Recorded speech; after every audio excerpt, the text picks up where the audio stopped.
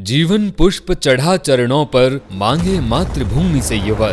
तेरा वैभव अमर रहे माँ, हम दिन चार रहे न रहे। देश की 6000 से अधिक किलोमीटर लंबी सीमा के सुरक्षा की जिम्मेदारी निभा रहे रक्षा की पहली पंक्ति में खड़े सभी जवानों को सलाम। भारत भूमि के लिए अपने प्राण न्यौछावर कर शहीद हुए वीरों को सलाम। आंखों में दुश्मन की हलचल, दिल में हिंदुस्तान और होठों पर जीवन पर्यंत कर्तव्य के संकल्प को सदैव चरितार्थ करने वाले जाबाजों को सलाम। चाहे सर्दी की आहट हो, चाहे पारे की गिरावट हो, चाहे रेत के तपते टीले हो, चाहे जंगल घने कंटीले हो, तब भी माँ भारती की लाल सुरक्षा हेतु डटे रहते हैं। आज 17वीं मराठा इन्फेंट्री बटालियन के इतिहास को हम बताने जा रहे हैं।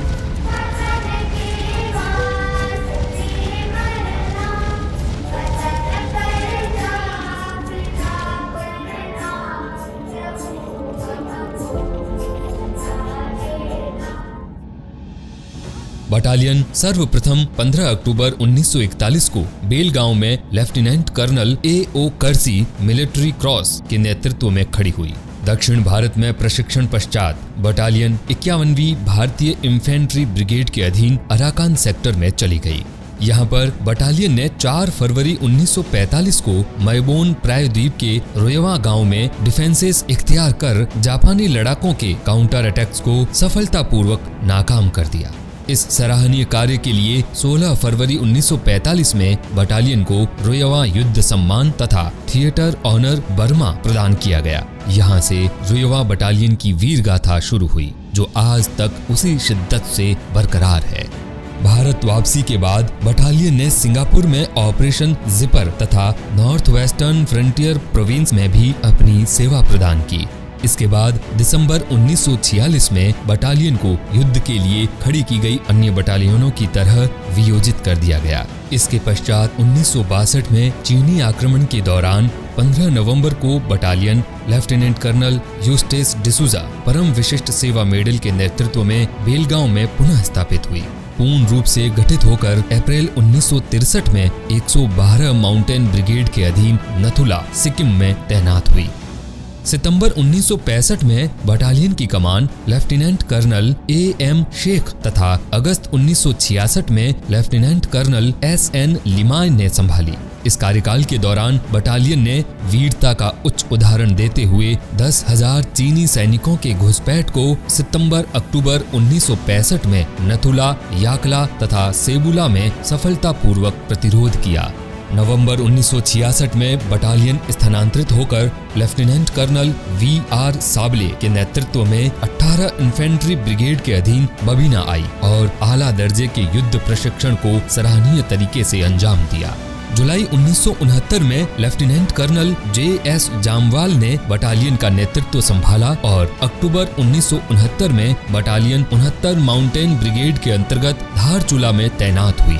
इस दौरान बटालियन ने अपनी जिम्मेवारी के इलाके में आला दर्जे के डिफेंसेस तैयार करने के साथ साथ एक्सरसाइज पेशवा में भी बढ़ चढ़कर भाग लिया। जुलाई 1971 में बटालियन की कमान लेफ्टिनेंट कर्नल जैकब कोशी के हाथों में आई और 1971 के भारत पाकिस्तान युद्ध के दौरान चीनी घुसपैठ पर नजर रखने के लिए धारचूला सेक्टर में तैनात एकमात्र बटालियन थी। अक्टूबर 1973 में बटालियन शांति कार्यकाल के लिए 18वीं इन्फेंट्री ब्रिगेड के अधीन ग्वालियर आई और प्रशिक्षण तथा खेल के मैदान में अपना नाम कमाया। शांति का कार्यकाल पूरा कर मार्च 1976 में बटालियन नागालैंड में तैनात हुई और मई 1979 तक 8 माउंटेन डिवीजन के अधीन काउंटर इंसर्जेंसी ऑपरेशन में लगी रही। जनवरी 1977 में बटालियन की कमान लेफ्टिनेंट कर्नल G.V. गौतम ने संभाली। प्रति विद्रोहिता ऑपरेशन में सराहनीय कार्य के लिए उन्हें विशिष्ट सेवा मेडल प्रदान किया गया। मई 1979 में बटालियन 76वीं इन्फेंट्री ब्रिगेड के अधीन हैदराबाद आई। यहाँ जून 1980 में लेफ्टिनेंट कर्नल M.I. सिद्दीकी ने कमान संभाली। इस दौरान बटालियन ने बायसन डिवीजन द्वारा आयोजित बॉक्सिंग प्रतियोगिता को अपने नाम करने के साथ साथ अन्य खेल तथा प्रोफेशनल प्रतियोगिताओं में भी सराहनीय कार्य किया। 24 जून 1982 को बटालियन 16वीं इन्फेंट्री डिवीजन के अधीन श्रीगंगानगर में तैनात हुई। इस दौरान ऑपरेशन ब्लू स्टार में भाग लेकर बटालियन ने स्वर्णिम अक्षरों में अपना नाम दर्ज किया। दिसंबर 1982 में लेफ्टिनेंट कर्नल S.K. घाड़गे ने नेतृत्व संभाला, जिस दौरान बटालियन प्रसिद्ध युद्ध अभ्यास मयूरबांज का हिस्सा बनी। कर्नल वसंत R. फड़कर के नेतृत्व में अक्टूबर 1985 में बटालियन 89 स्वतंत्र इन्फेंट्री ब्रिगेड ग्रुप के अधीन बबीना आई और ब्रास टैक्स युद्ध अभ्यास में भागीदारी की। जुलाई 1988 में बटालियन की कमान लेफ्टिनेंट कर्नल M.M. अय्याना के सुरक्षित हाथों में आई और 5 जनवरी 1989 को श्रीलंका में ऑपरेशन पवन के तहत तैनात कर दी गई। इस दौरान बटालियन ने LTTE के 18 उग्रवादियों को मार गिराने तथा 67 को पकड़ने में कामयाबी हासिल की। इस ऑपरेशन में बटालियन को एक मेंशन इन डिस्पैच और एक general officer commanding in chief के प्रशंसा पत्र से नवाजा गया।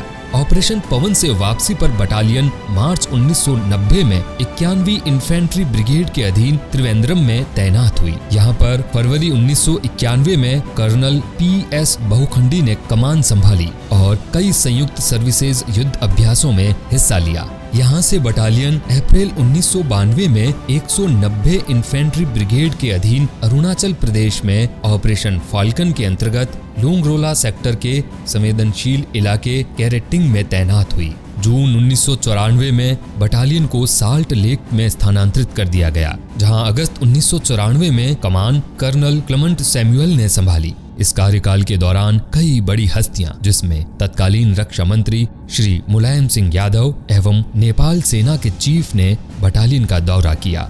मार्च 1996 में स्थानांतरित होकर बटालियन मुख्यालय बंगाल एरिया के अधीन फोर्ट विलियम आई। मार्च 1997 में कर्नल संदेश ने कमान संभाली और जुलाई 1997 में 80 इन्फेंट्री ब्रिगेड के अधीन नौशहरा सेक्टर में ऑपरेशन रक्षक के तहत रेवा बटालियन झंगर में तैनात हुई, जिसके पश्चात 1 मई 1999 से 31 जनवरी 2000 तक ऑपरेशन विजय में बटालियन ने दुश्मन के नापाक मंसूबों को ध्वस्त किया। लाइन ऑफ कंट्रोल की सफलतापूर्वक निगरानी के अलावा बटालियन ने 8 उग्रवादियों का सफाया करने में सफलता प्राप्त की और बड़ी मात्रा में हथियार और गोला बारूद का जखीरा पकड़ा। मार्च 2000 में बटालियन की कमान कर्नल C. संदीप कुमार के हाथों में आई और मई 2000 में कर्नल U.S. राठौर ने बटालियन का नेतृत्व संभाला। अक्टूबर 2000 में बटालियन 38 इन्फेंट्री ब्रिगेड के अधीन कपूरथला आई और 18 दिसंबर 2001 को ऑपरेशन पराक्रम के लिए अंतर्राष्ट्रीय सीमा पर मारी मेघा DCB पर तैनात हुई। इस दौरान बटालियन ने अपने डिफेंस की मजबूती के लिए भारी मात्रा में सफलतापूर्वक माइनिंग तथा डी माइनिंग ऑपरेशंस को बिना किसी कैजुअल्टी के अंजाम दिया। दिसंबर 2002 में कर्नल K.S. राजागोपालन ने बटालियन की कमान संभाली और 4 अक्टूबर 2003 को बटालियन द्रास सेक्टर के बर्फीले चोटियों में तैनात हुई। नियंत्रण रेखा के समीप 2 नई पोस्टों जुलू 1, जुलू 2 दुश्मन के नाक तले स्थापित करने के साथ साथ कई प्रशंसक कार्यों के लिए बटालियन को जनरल ऑफिसर कमांडिंग 14 कोर का सम्मान पत्र प्राप्त हुआ। नवंबर 2005 में बटालियन 64 माउंटेन ब्रिगेड के अधीन बैरकपुर आई। इस दौरान बटालियन की कमान कर्नल S.K.S. चौहान ने संभाली और ऑपरेशन बाढ़ राहत तथा अपनी सेना को जानो प्रदर्शनी में सराहनीय कार्य किया। 18 जून 2008 को बटालियन ऑपरेशन फाल्कन में 40 माउंटेन ब्रिगेड के अधीन दहुंग में तैनात हुई और अगस्त 2008 में कर्नल आशीष शौर्य चक्र ने कमान संभाली। इस दौरान बटालियन को उग्रवाद विरोधी अभियान के अलावा लाइन ऑफ एक्चुअल कंट्रोल की रक्षा में सराहनीय कार्य के लिए general officer commanding in chief पूर्वी कमान प्रशस्ति पत्र से सुशोभित किया गया। अप्रैल 2011 में बटालियन की कमान कर्नल राजेश यादव सेना मेडल ने संभाली और 2 सितंबर 2011 को 31 इन्फेंट्री ब्रिगेड के अधीन बटालियन जामनगर आई। यहाँ बटालियन ने सदी के सबसे बड़े युद्ध अभ्यास सुदर्शन शक्ति में हिस्सा लिया। नवंबर 2012 में बटालियन ने अपनी स्थापना की गोल्डन जुबली धूमधाम से मनाई। इसके पश्चात 1 अक्टूबर 2013 को कर्नल विश्वास बहुखंडी ने कमान ली।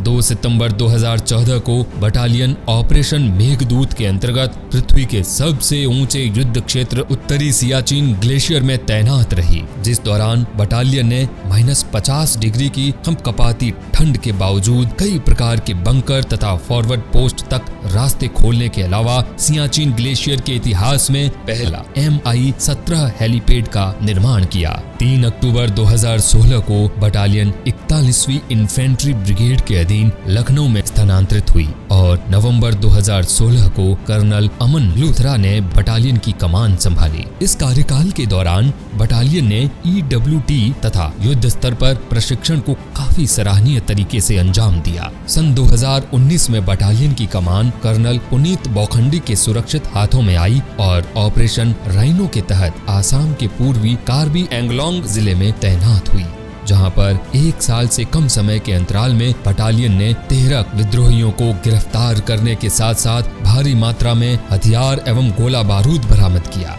इसके अलावा बटालियन ने डिवीजन लेवल कंपटीशन में भी कई कीर्तिमान अपने नाम किए, जिसमें 3 साल लगातार MMG फायरिंग चैंपियनशिप एवं मोर्टर तथा माइन लेइंग में प्रथम स्थान शामिल है।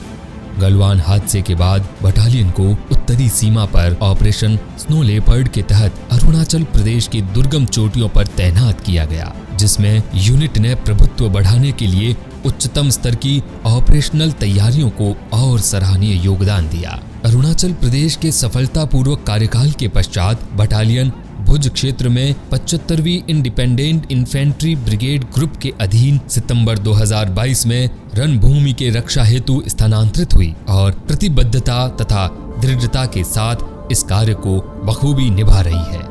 बटालियन ने अपने 60 वर्ष के गौरवशाली इतिहास में अदम्य साहस तथा वीरता के बल पर अब तक कई पुरस्कार और सम्मान अपने नाम किए।